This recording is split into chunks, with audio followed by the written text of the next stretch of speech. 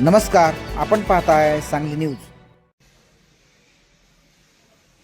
जय महाराष्ट्र. आज पत्रकार परिषद घेण्याचं कारण म्हणजे गेल्या अनेक दिवसांमध्ये आपण सर्व पत्रकार बांधव पाहत असाल की विटा शहरामध्ये डंपरच्या माध्यमातून माणसं मारण्याची मालिका सुरू झाली आहे.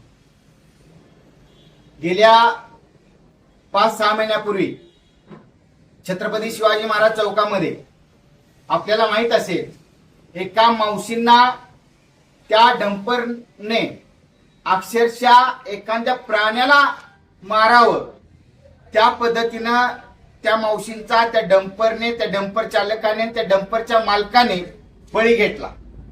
त्यानंतर गेल्या महिन्यामध्ये 22 तारखेला तोच मालक, तोच चालक आणि तोच डंपर त्यांनी विटा शहरामध्ये आपले जे पोस्टमन होते नागेवाडीचे त्यांचा बळी घेतला. म्हणजे नक्की चालू काय आहे विटा शहरामध्ये व तालुक्यामध्ये हा प्रश्न पडतो. आता आपल्या तालुक्यामध्ये एवढ्या मोठ्या प्रमाणात ते डंपरची वाहतूक चालू आहे आणि ती डंपरची वाहतूक कशासाठी चालू आहे, जो काही मुरुम जो काढला जातोय आणि त्या ज्या पद्धतीनं वाळू तस्कर होते, ज्या पद्धतीने गांजा तस्कर आहेत, ड्रग्स तस्कर आहेत, आणखीन कोणते तस्कर असतील, त्या पद्धतीनं या क्षेत्रामध्ये आपल्या तालुक्यामध्ये या मुरुम क्षेत्रामधली मोठी तस्करी वाढलेली आहे आणि त्या माध्यमातून अक्षरशः आपल्या विटा शहरामधले 2 माणसांचा बळी गेलेला आहे.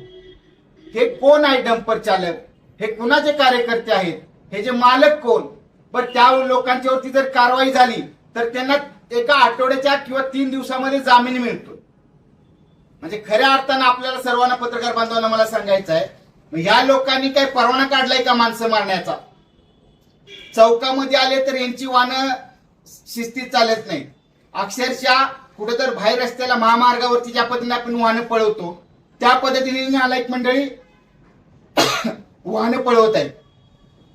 त्यानंतर हे 2 घटना होऊन त्याच्यावरती कोणीही आतापर्यंत काही कारवाई केली नाही. तालुक्याचे आमदार मान्य सुहास बाबर असतील, या दोन्ही प्रकरणावरती त्यांचा एकही शब्द नाही. आज तालुक्यामध्ये 5 महिन्यामध्ये 2 बळी घेतले त्या डंपरच्या यातून. हे कोण आहे डंपर चालक, याचे मालक कोण आहेत? आणि माझा आपल्या तहसीलदारांना, आपल्या प्रांतांना आणि त्याच पद्धतीनं PI साहेबांनाही माझा प्रश्न, आज हे सगळं तुमच्या डोळ्यात देखत होतं. तुमच्या डोळ्यात देखत होत असताना तुम्ही याच्यावरती काय कारवाई करताय? कारवाई या लोकांच्यावरती का केली जात नाही? जरी कारवाई केली तरी 2-3 दिवसात ही मंडळी सुटतात आणि पुन्हा तेच धंदे तेच पद्धतीने चालू आहे त्यांचे. या डंपरचे आमचे प्राईम न्यूजचे संपादक यांनी परवा दिवशी एक व्हिडिओ त्यांच्या फेसबुकवरती व्हायरल केला. एक डंपर आहे, त्या डंपरला कोणताही नंबर नाही. तो कोणाचा डंपर आहे? तो डंपर जर इतर कोणाला जर पुन्हा तोच अपघात झाला तर तो डंपर ओळखायचा कसा? त्या डंपरच्या मालकाला पकडायचा कसा? त्यामुळे आमची PI नाही विनंती आहे की आपण या प्रकरणाकडे गांभीर्याने लक्ष द्या.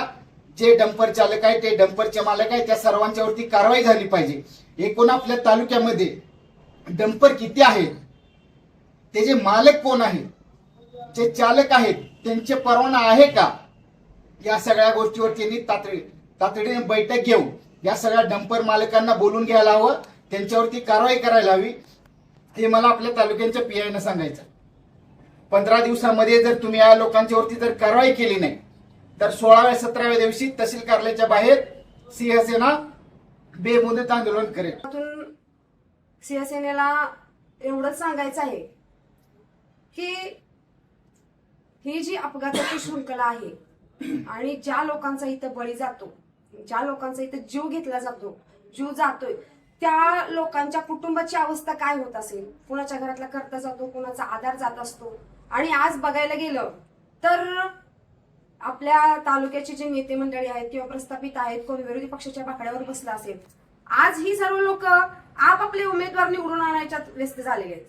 यांनी जाऊन बघितलं का हो त्या माणसाच्या घरी ऍक्सिडेंट झाला, त्या माणसाची घरची काय अवस्था आहे किंवा त्या माणसाचा अपराधी कोण आहे त्याच्याबद्दल काही विचारपूस केली किंवा कुठं पोलीस स्टेशनला त्याची चौकशी केली? असं कुठल्याही प्रकारे घडलं जात नाही.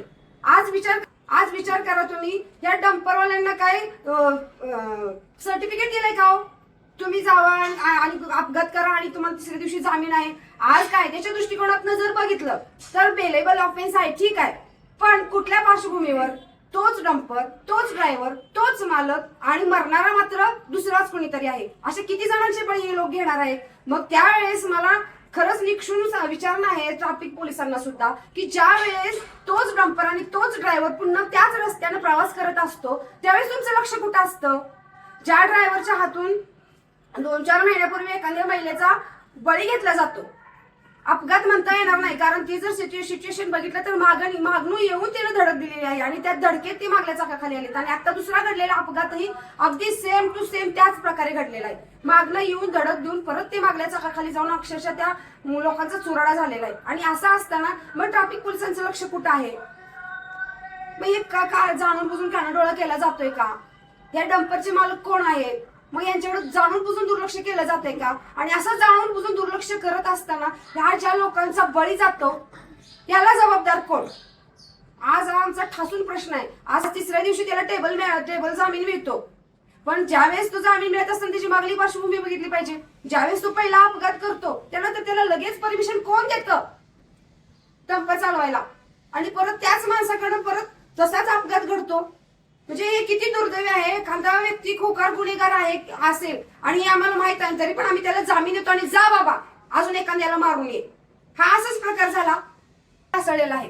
हे सगळं असत असताना ते जे डंपर कोणाचे आहेत, त्यांचं परमिशन आहे का, त्या ड्रायव्हरला परत परमिशन कशी मिळाली, या सगळ्याची चौकशी आज या प्रशासनाकडून आणि लोकप्रतिनिधीकडून सुद्धा झाली पाहिजे. आणि ती जर नाही झाली तर जसं साहेबांनी सांगितलं त्या पद्धतीनं आम्ही आमच्या शिवसेनेच्या मार्गानं ते काम करणारच आहोत. याची दखल प्रशासनाने घ्यावी एवढंच.